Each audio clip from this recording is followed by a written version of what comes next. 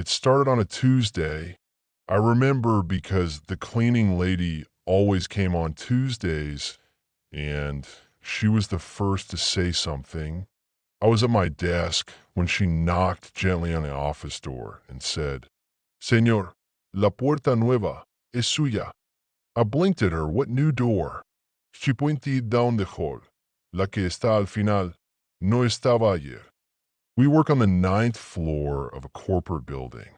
Nothing fancy. Shared offices, white walls, gray carpet. I'd been in this unit for over 5 years. I knew every creak, every dent, every misplaced tile. So when I walked out into the hallway and looked where she pointed, I froze. There was a door. Plain, matte black. No sign, no handle. Just a rectangle set flush with the wall. I tilted my head. Something about it felt wrong. It wasn't the door itself. It was the absence of memory. There had been a smooth stretch of wall here, just blank drywall and a fire escape map. Now, I checked the map. It still showed nothing. Just a blank space, like the door had overwritten reality, but not the printout. I asked maintenance. They laughed it off, said maybe someone from upstairs was remodeling. But when I pressed, no one had access. No work orders, no tools, no noise, just a door. That night I stayed late. The others left around 7. By 8:30, the hall was silent. I walked to the door again. Still no handle, just flat black metal. I leaned in listening. There was no sound. Then, "Tulp, tulp, tulp." I jumped back. It wasn't loud, but it was from the other side. I stared at it for a long time. Then I backed away, grabbed my things, and left. The next morning, it was still there. Same spot, same silence. But now there was a note, taped to the center, a white square of paper with something typed on it. "Please stop knocking. We're trying to sleep."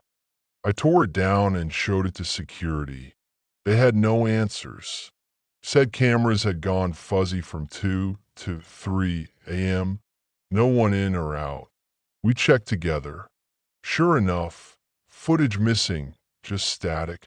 That's when I started dreaming of the door. Except in the dream, it was open, just a crack, and something behind it, watching. I never saw what it was, but I always woke up with the same thought. It wants me to open it. By Friday, I started hearing things. Whispers. Nothing clear. Just at the edge of my hearing. Always when I walk by. Like breathing, or movement, or a voice just barely restrained. At one point, I pressed my ear to the metal. It was cold, but pulsing. Like something alive. That night I dreamed again. This time, the door was wide open, and I stepped through, and what I saw inside, I can't even describe it yet, because I don't think I brought all of it back with me. I thought the dreams would stop if I ignored it. I stopped walking by the door, stopped looking at it, try not to talk about it, but it got worse. Friday night, I stayed late again, had to finish some reports. Everyone else was gone.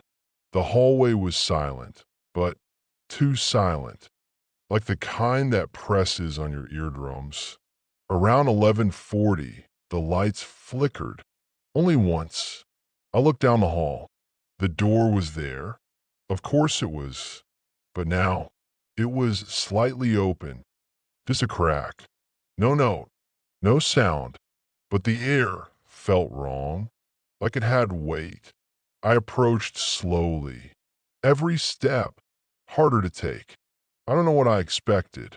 Maybe a janitor's closet. Maybe someone playing a prank. But I reached it and looked inside. Nothing. Just black.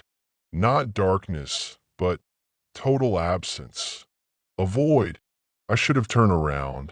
I should have walked away. But something whispered, Not in my ears, in my mind. Kumain, we've been waiting. I reached out, touched the door. It was warm now, breathing, slightly pulsing, like skin stretched thin over something moving. Then I heard it again, knocking, from behind me. I turned. No one there. But the hallway was longer. I swear it. The exit sign was farther than it had ever been, and dimmer. I looked back at the door, now wide open. Still nothing inside. Still no light. But now a smell. Old wood, mildew, and burning. I took a step back. Then the lights went out. All of them. Pitch black. For about 5 seconds. And then emergency lights flicked on, and the door was shut. No gap. No trace it had ever been ajar. But now a new note. Same white square. Same red typewriter font. But this one said, "Too late. You've already been seen." I didn't sleep that night. The dream came back. But now I wasn't outside the door. I was inside, looking out, watching myself. I tried to stay home the next day, but I couldn't. It felt like the air in my apartment was wrong. Like I wasn't alone. When I got back to the office, everything was normal, except the fire escape map had changed. I don't know how, but now the space where the door is marked. Tiny red square. No label. Just an icon. An open eye. No one else sees it. I showed it to a coworker. He laughed. "Dude, that's always been there." No, it hasn't. Tonight I got home late, and on my kitchen table was a copy of the map. Exactly the same. Same mark. Same tiny eye. No envelope. No note. Just there. I think something came back with me. Something through the door. Or maybe I never actually left. Because just now, as I walked past my bathroom mirror, my reflection didn't move. I'm going back tomorrow. I have to. If you find this message, don't open the door, even if it knocks, even if it calls your name. Because once you see inside, it sees you too.